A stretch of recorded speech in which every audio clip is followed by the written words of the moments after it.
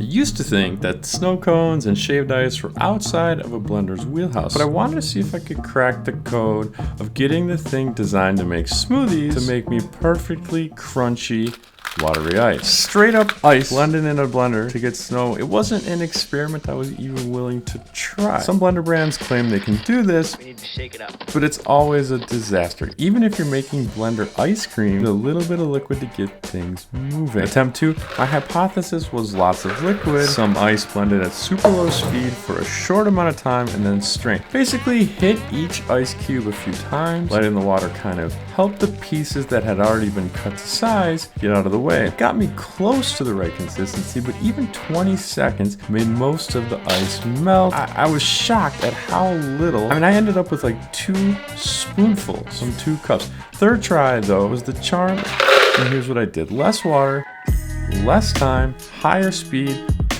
and bingo.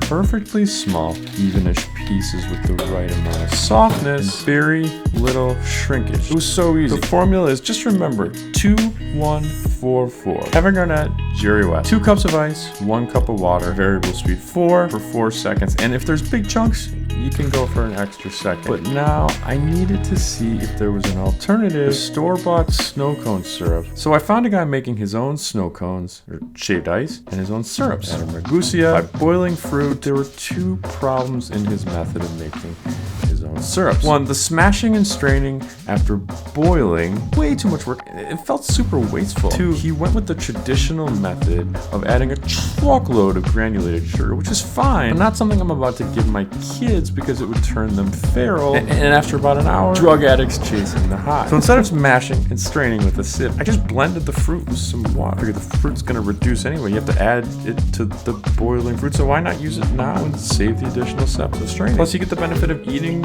whole food. You're not wasting those precious fibers and nutrients. 2, instead of white granulated sugar, I use date syrup. And yeah, it's straight up sugar per se, but it's not granulated and processed white sugar. And there really is no getting around adding some sweetness because we're using fruit, which is perfectly sweet by itself, but to flavor a lot of watery ice, you need to add more sweetness than is naturally there. Blueberry flavor was solid, pretty color. Supposedly lemongrass would have been a nice addition here, but our favorite was the strawberry syrup. Cup of strawberries, half a cup of water. We went with 3 tablespoons of date syrup. You can use more or less, but on the recommendation of Mr. Ragusa, we added some rhubarb, about a 1/4 cup to give it a nice citrus twist. Ooh!